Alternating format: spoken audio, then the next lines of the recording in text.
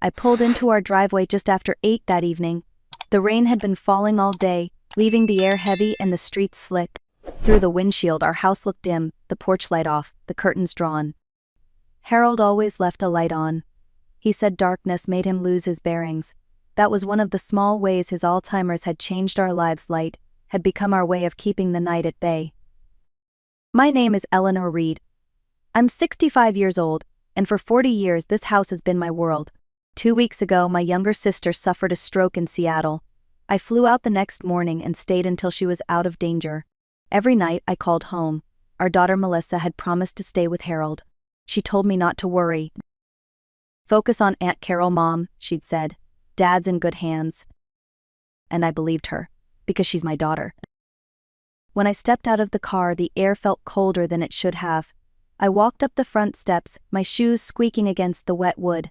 The lock turned harder than usual, like it hadn't been used. Inside, the smell hit me first: stale, sour, faintly metallic, the kind of smell that shouldn't belong in a home. "Harold," I called softly. No answer. The silence pressed in. Then I heard a dull, rhythmic sound coming from somewhere below. A soft thump. Then another. My pulse quickened. I followed the sound to the basement door. It was closed, secured with a heavy padlock on the outside, a lock I had never seen before. I froze, staring at it, unable to process what I was seeing. Then came a weak voice, muffled but familiar. "Ellie, please." Everything inside me turned cold. I ran to the garage, grabbed the old crowbar from the wall, and tore at the lock, until it gave way with a sharp crack. The door swung open, and the smell grew stronger: urine, sweat, and fear. Under the single dim bulb, Harold lay on the concrete floor. His face was pale, his lips cracked, his nightshirt torn. His eyes met mine, uncertain, frightened. "Is it really you?" he whispered. I dropped to my knees beside him, cradling his trembling hands. "It's me, Harold," I said, my voice shaking. "I'm home now." The paramedics arrived within minutes of my call. I barely remember what I said to the dispatcher, only the sound of my own voice, trembling as I tried to explain that my husband had been locked in our basement. When the ambulance pulled up, the flashing lights painted our living room in red and blue. It felt like the whole world was watching. They lifted Harold onto a stretcher. His skin was cold, his pulse weak. One of the paramedics looked at me and said quietly, "He's severely dehydrated." "How long has he been down there?" I don't know," I stammered. "I just got home tonight." At the hospital, doctors and nurses swarmed around him. Machines beeped, voices overlapped, and I stood frozen in the hallway, clutching my purse like it was the only thing keeping me upright. When a nurse finally approached, her expression was careful.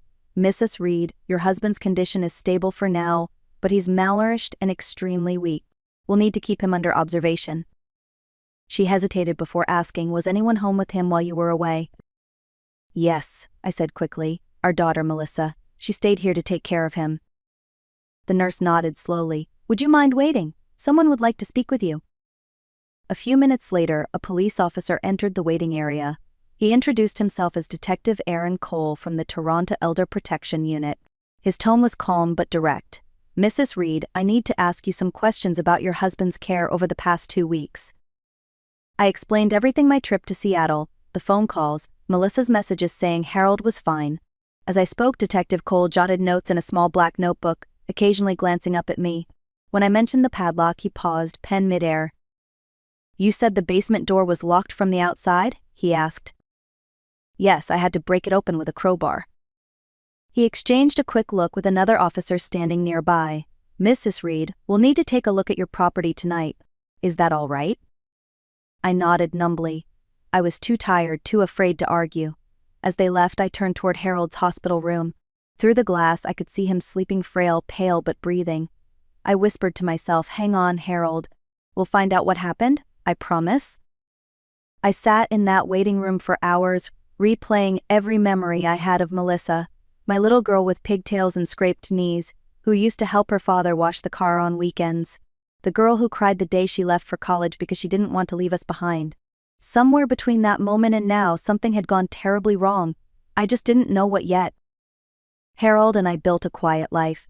He was an architect before retirement, patient and steady, the kind of man who whistled while fixing a leaky faucet. When his memory started to fade, I promised I'd be there for him through every stage, every confusion, every forgotten name. We managed fine with routines, sticky notes, and the comfort of familiarity. Melissa knew all of that. She knew how fragile he'd become.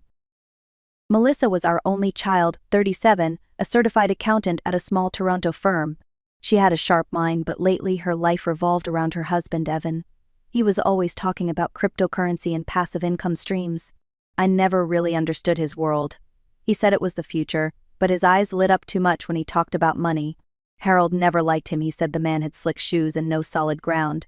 I should have listened. When my sister's stroke happened, Melissa offered to stay with Harold before I even asked. "It's fine, Mom," she said, smiling. "Dad and I will be okay. You just focus on Aunt Carol." I felt relief wash over me. Melissa knew our routines, his medications, his favorite TV shows, even the way to calm him when he got disoriented. There was no one else I would have trusted more. During the first week, she called every night. I'd hear Harold in the background, humming or watching baseball, and it warmed my heart. But by the second week, her calls stopped. She sent short texts instead. "Busy with Dad, all good. Long day, talk tomorrow." Tomorrow never came. I tried to tell myself she was just tired. Caring for someone with Alzheimer's can be exhausting. I'd been doing it for years. I knew the toll. Still, a strange unease crept in. I brushed it off, telling myself I was being paranoid. After all, she was my daughter. What reason would she have to hurt us? Now, sitting in that hospital hallway, I realized that blind trust might have been my biggest mistake. The next morning, after Harold was settled in the hospital, I drove back home with Detective Cole and another officer. The house looked so ordinary from the outside, like nothing bad could ever happen there. Inside, it felt hollow, stripped of warmth. Every shadow seemed sharper now that I knew what had been hiding in the dark. The officers took photographs of the basement, the broken padlock, the thin blanket, the bucket in the corner. One of them looked up at me, his face pale. "He must have been down here for days," he murmured. I couldn't answer. My throat burned. When they left to file their report, I stayed behind. I needed to understand.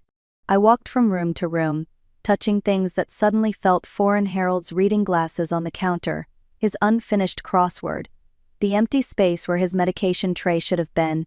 That was when I noticed Melissa's laptop sitting open on the kitchen table. For a moment I hesitated.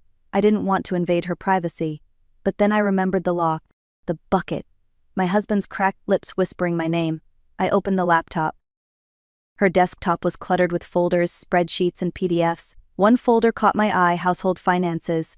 Inside were scanned documents, bank statements, property records, and something that made my stomach twist: a power of attorney form. My name and Harold's signatures were on it, shaky but unmistakable. The witness signature belonged to someone named D. Marsh, Notary Public. I had never heard of him. Scrolling further, I found another file labeled equity loan approved. The amount, $100,000. Then transfers $75,000 here, $25,000 there, all moved to an account called Brooks Capital Fund. Evan's name was listed as the manager. I felt my pulse in my ears. They had used Harold's illness to steal from us, from him, from our future. My hands trembled as I kept reading.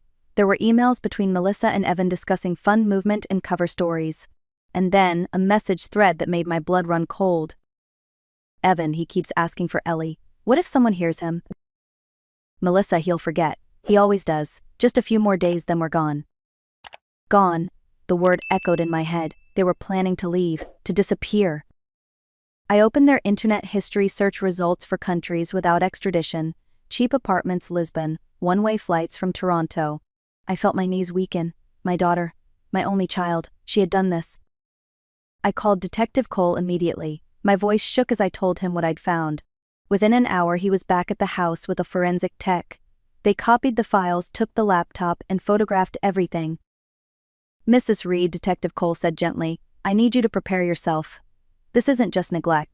It looks like a deliberate scheme: financial exploitation and unlawful confinement. We'll issue warrants for both Melissa and her husband." I nodded, numb.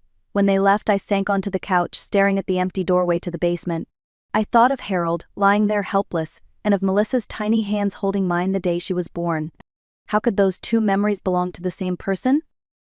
The house was silent again, but this time I heard something worse than the thumping in the dark. I heard the sound of trust breaking. 2 days later, Detective Cole called just after dawn. His voice was steady but low. "Mrs. Reed, we've located them. Your daughter and son-in-law were arrested at Pearson Airport about an hour ago. They had one-way tickets to Lisbon." For a moment, I couldn't speak. I just sat there at the kitchen table, staring at the cup of coffee in front of me until it went cold. I should have felt relief, but all I felt was exhaustion. My daughter, the little girl who once wrote me Mother's Day cards in crayon, was in police custody for trying to flee the country after locking her father in a basement. When I arrived at the station later that day, Detective Cole briefed me on what they'd uncovered. Melissa and Evan had drained nearly $175,000 from our savings and the home equity loan. Every cent had been funneled into Evan's company, Brooks Capital Fund. It wasn't a legitimate business at all. It was a shell part of a larger Ponzi scheme targeting elderly investors. Melissa had helped create fake accounting reports to make the fund look real. "Evan's facing multiple counts of fraud," Cole said. "But what your daughter did, taking advantage of her father's Alzheimer's, forging his signature, and locking him away, it's going to carry heavy charges. Elder abuse, financial exploitation, unlawful confinement." He paused. "They planned to disappear, Mrs. Reed. They rented an apartment in Lisbon under fake names. If you hadn't come home early, I don't think Harold would have survived another week." The words sank in slowly, painfully. I had left 2 weeks ago, thinking I was helping my sister, but if I'd stayed away a few days longer, my husband might have died. My daughter would have been gone, living a new life funded by our suffering. That night, I sat beside Harold's hospital bed. His skin looked a little less pale, but his hands still shook. When I brushed his hair back, he opened his eyes just long enough to whisper, "Ellie?" "I'm here," I said softly. "You're safe now." He drifted back to sleep, and I held his hand long after the room went quiet. The monitors beeped in rhythm with my heartbeat. I didn't know what hurt more, the betrayal itself or the truth that I hadn't seen it coming. For the first time in my life, I felt like a stranger in my own family. The weeks that followed felt like a blur of paperwork, court dates, and sleepless nights. Reporters called our home, neighbors whispered, and every time the phone rang, my chest tightened. I had never imagined our family's name would end up in a courtroom transcript, let alone for something like this. Evan pled guilty first. His lawyer arranged a deal in exchange for full cooperation. He admitted to running a Ponzi scheme that targeted retirees and vulnerable investors, promising high returns on cryptocurrency trades that never existed. Melissa had helped him design fake statements and launder the money through her accounting firm. She was the one who suggested using Harold's condition to access our savings without raising suspicion. When Detective Cole told me that, I felt the air leave my lungs. "She planned it," I whispered. "It wasn't just him." He nodded sadly. "Yes, ma'am. According to Evan, it was her idea from the start." By the time the case went to trial, Evan had already been sentenced to 8 years in prison. Melissa, on the other hand, refused to plead guilty. Her defense argued that she was a victim of emotional manipulation, that Evan had coerced her, but the evidence said otherwise. The courtroom was cold the day I testified. I sat in the witness box, my palms slick with sweat, and recounted how I found Harold, how I broke the lock, how I discovered the files on her laptop. Each word felt like a knife twisting deeper. When the prosecutor asked if I saw my daughter in the room, I pointed to her without hesitation. She wouldn't meet my eyes. Then came the hardest part, the video footage from our basement. The jury watched in silence as images of the concrete floor, the bucket, and Harold's trembling body filled the screen. I couldn't look. I just stared at the floor and listened to the quiet sobs around me. Melissa took the stand the next day. She cried, said she only wanted to help her father manage finances and made mistakes out of love. But when the prosecutor read her own text messages aloud, he'll forget. Just a few more days, the courtroom fell silent. There was nothing left to defend. The verdict came after 4 hours of deliberation. Guilty on all counts: elder abuse, financial exploitation, fraud, and unlawful confinement. The judge, a composed woman in her 60s, looked at Melissa for a long moment before speaking. "Ms. Brooks," she said, "you are an intelligent woman. You understood your father's vulnerability and chose to exploit it for personal gain. You betrayed the trust not only of your family but of this entire community. This court finds no mitigating circumstances." She sentenced Melissa to 12 years in federal prison. I didn't cry when I heard the number. I thought I would. Instead, I felt a strange calm, like the storm had finally broken and left only quiet behind. As officers led Melissa out, she turned toward me. Her lips moved, whispering, "Mom, please." I looked right at her and shook my head. There was nothing left to say. After the sentencing, the prosecutor, Ms. Hanley, approached me in the hallway. "Mrs. Reed," she said gently, "you did the right thing. What happened to your husband could have been fatal." I nodded, though my voice barely came out. "Justice isn't supposed to feel this heavy." She smiled sadly. "Real justice never does." That night I went home alone. The house was still, but this time the silence wasn't frightening. It was the sound of something ending and maybe, in a small way, something beginning again. Months passed after the trial, but the weight of everything lingered like a shadow that refused to lift. Harold came home from the hospital weaker than before. His hands trembled when he tried to hold a spoon, and sometimes he looked at me with eyes that seemed lost in another time. The doctors said the trauma had worsened his Alzheimer's. I didn't need them to tell me. I could see it every day. We hired a part-time nurse to help with his care. I sold Harold's old car and some of my jewelry to pay the legal bills. The savings were gone, and the house now carried a loan I never wanted. Still, I tried to keep things normal. I cooked his favorite meals, played his records in the morning, and read aloud from the newspaper, even when I wasn't sure he understood. Some days he smiled. Other days he asked where Melissa was. "She went away for work," I would say. "She'll be gone for a while." It was easier than telling him the truth. Some days I almost wished I could forget like he did. People asked if I'd visited her in prison. I haven't, and I don't plan to. I wrote one letter months ago, but I tore it up before I finished. I didn't know what to say. How do you write to someone who took the person you love and locked them in the dark? How do you talk to your own child after that? At night, when the house is quiet and Harold is asleep, I sit by the window and look at the small garden we planted years ago. The roses are still blooming, stubborn and bright against the frost. I take comfort in that. Life, even bruised, has a way of growing back. Sometimes I think about the little girl Melissa used to be, the one who used to run barefoot through those same roses, laughing when Harold chased her with the watering can. I hold on to that image because it's the only version of her I can still love. Forgiveness isn't impossible, but right now it feels too far away. Tonight the house is quiet again. Harold is asleep in his chair, his breathing soft and steady. I sit across from him, the lamplight flickering over the photographs on the mantel.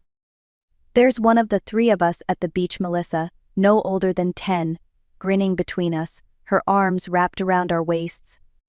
For a long time I couldn't look at that photo. Now I do. Not because it hurts less, but because I've learned pain doesn't erase love. It only changes its shape. I used to think justice meant punishment, but I've come to see it differently. Justice, at least for me, is protecting what's left when love has been betrayed. It's making sure that people like Harold, like me, are not forgotten when trust turns to cruelty. It's standing up even when it breaks your heart. 12 years. That's how long my daughter will spend behind bars.